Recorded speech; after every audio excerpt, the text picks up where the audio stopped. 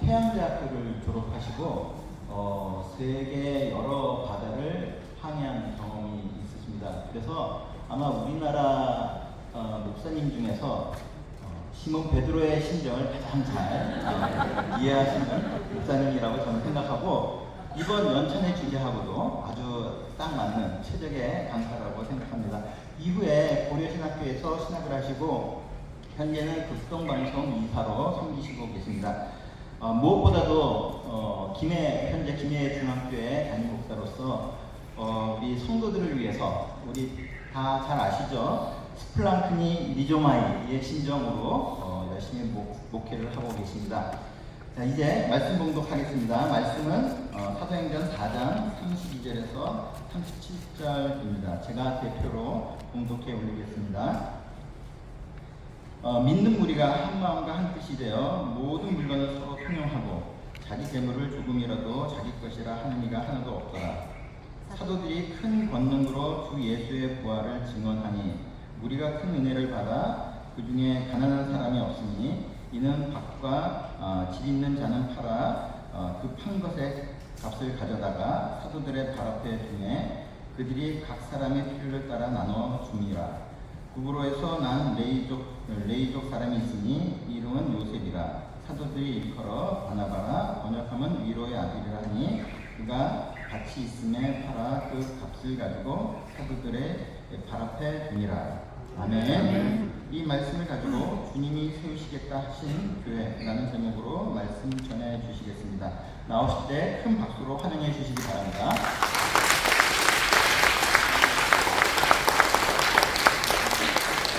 반갑습니다.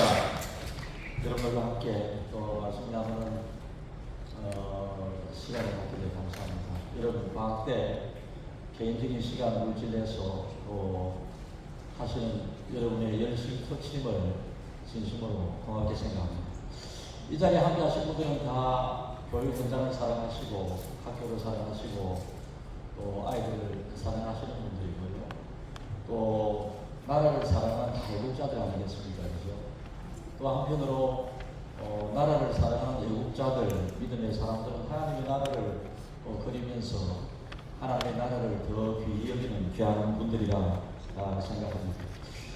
제가 교육 현장에서 일하시는 선생님들의 연찬회의 이야기를 듣고 어떻게 하면 좋으냐 이런 잠깐의 생각을 하다가 선생님들이 교육 현장에서 겪고 있는 그 어려움, 그 디테일한 그 부분들은 선생님들이 누구보다도 더 잘 아시니 거기에 저는 전문가가 아니니 교회를 다니는 목사로서 교육 현장만큼 보다 더 빠른 속도로 무너지고 있는 한국 교회 현실을 바라보면서 하나님이 주인되고 자꾸 이제 인권이 강조되는 것보다 우리는 신권이 강조되는 하나님을 믿는 사람, 모든 면에서 여러분 우리가 보다는 항상 우리 입장에서는 하나님이 이런 표현이 적당한 표현 아니겠습니까?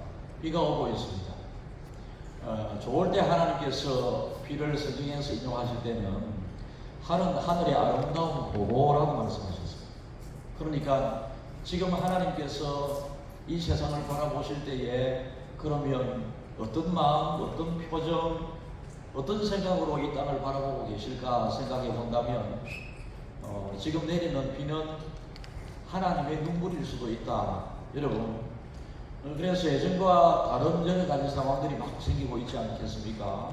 예전과 다른 상황, 기준, 이것을 뉴노멀 시대라 하고 이야기하는데 지금 그러나 하나님의 나라 입장에서 보면 언노멀 시대다 이렇게 우리는 생각해 볼 수 있습니다.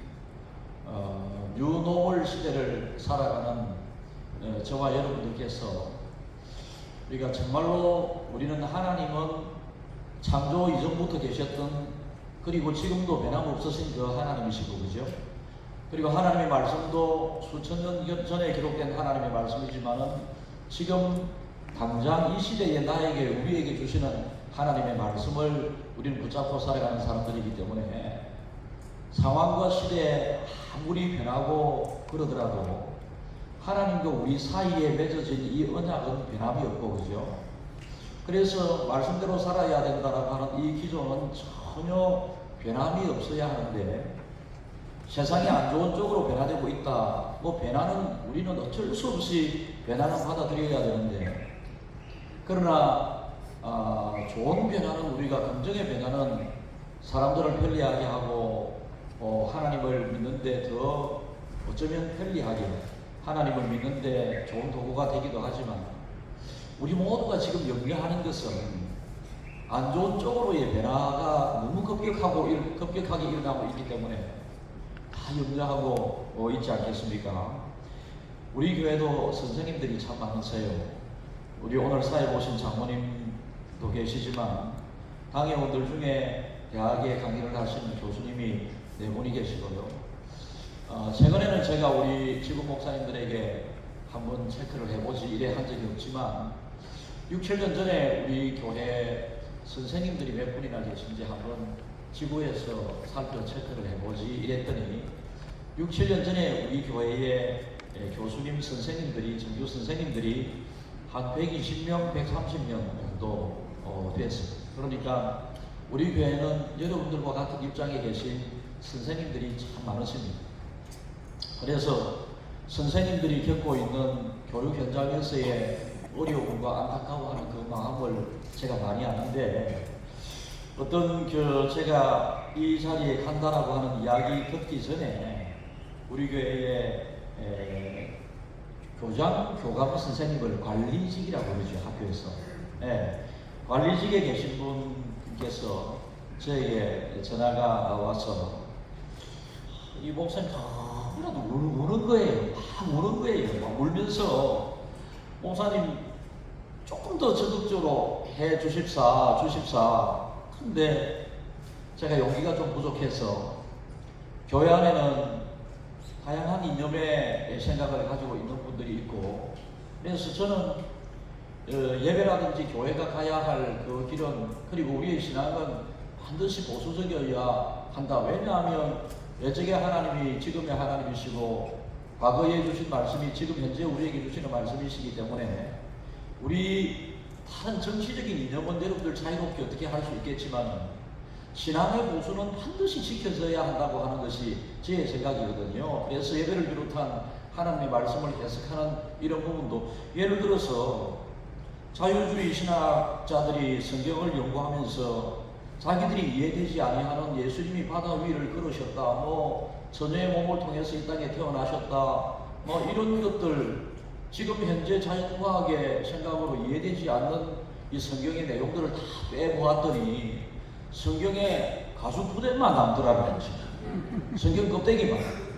그래서 성경은 여러분, 과거에도 우리 사람의 입장에서 그저 믿고 받아들일 수밖에 없는 것이지, 과거에도 과거를 살았던 말씀을 주시는 그 당시의 사람들도 이해할 수 없는 하나님이십니다. 여러분, 우리가 하나님에 대하여 이해한다고 해서 얼마나 이해하겠습니까? 저희 교회 새가족이 오셨는데, 이분은 절에 새벽마다 새벽 기도를 나가시고 그래 하셨던 분이라고, 지난주 처음으로 오신 분입니다. 그래 교회 오시기 전에 저를 만나기 위해서 와서 이야기를 나누는 중에, 저는 이 선생님을 하나님과 이 선생님 사이에 중재하고 소개하는 입장밖에 없지, 하나님에 대하여 조금 더 이 선생님보다 안다고 생각을 합니다.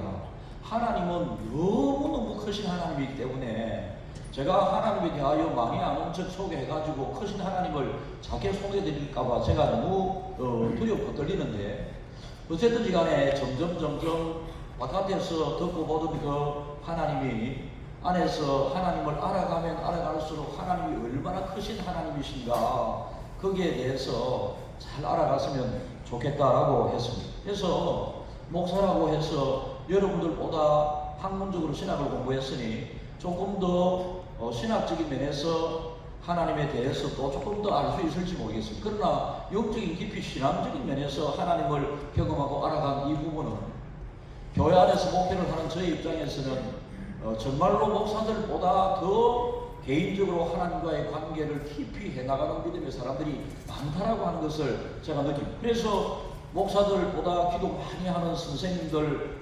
우리 성도들이 참 많으시고요.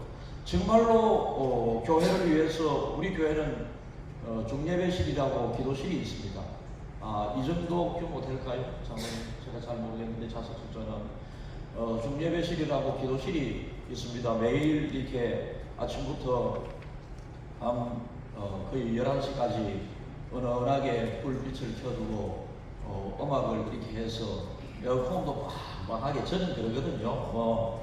여름에는 교회가 천국 같아야 되고 겨울에는 교회가 따뜻한 곳이 되어야 한다. 그래서 예적의 믿음 생활 하시던 우리 장모님들께서는 제가 가니 학생들 2~3명이 기타 치면서 주일날 오후에 놀고 있으면 너가 2명, 3명밖에 없으면서 어떻게 이렇게 전기를 많이 쓰나 하면서 막 전기 끄고 불 끄고 이거 쫓겨나듯이 이래 했잖아요.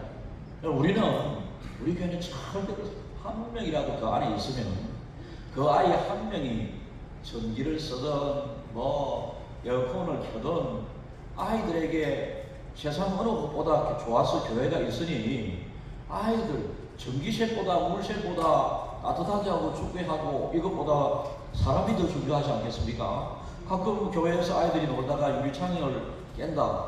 유리창 깨졌다고 해서 어른들이 어떻게 교회의 유리창을 네가 깨느냐고. 여러분, 교회의 유리창이나 학교 유리창이나 똑같다니까요. 그런데 교회의 유리창 깨졌다고 학생들에게 아이들에게 더 협박을 해가지고 마치 정말로 내가 저끼리 이제 교회에서 지금 있는 자체가 귀하잖아요. 주일날 아이들이. 그죠? 네. 아이들이 놀아도 교회에서 놀고, 우리 교단에 SFC 강령이 있습니다. 강령에 보면 하나님 중심, 말씀 중심, 교회 중심이거든요. 그래서 놀아도 교회에서 놀고, 그래 하는 이 아이들에 대해서 무조건 칭찬하라. 무조건 칭찬하라. 전기세 아낀다 그렇게 하고 이렇게 하지 말라고 하고 있는데, 어쨌든 그 교회가 학교의 어려움은 제가 대충 저도 알고 있습니다. 우리 경남에서 학생 인권 조례가 교육감의 주도로 진행되게 될 때에 저희 교회에서 그날 우리 경상남도에서 한 3차례 정도 집회가 있었거든요. 마지막 종지부를 찍는 그 모임에는 우리 교회 성도들이 한 2,000여 명 갔습니다. 그래서 한 2,000여 명 참석해서 강력하게 학생 인권 조례 저지. 그래서 경남은 지금 현재 학생 인권 조례가 정상적으로 통과된 지역은 아닙니다만, 학생 인권 조례라고 하는 이 큰 법을 이 법 아닌 다른 시행 여러 세칙을 가지고 교육감이 어떻게 일을 하고 있다. 가만히 보니 민주시민교육, 거기에 보면 성교육, 포괄적 성교육, 12세가 되게 되면 선택 결정권이 본인에게 있으니 관여할 수 없다. 성평등. 그래서 학교의 선생님들이 저는 목회할 때에 좀 이 성도들과 항상 함께 하기 위해서 애썼습니다. 젊은 여집사님들에게는 제가 그렇게 하지 않지만 하이파이브 정도만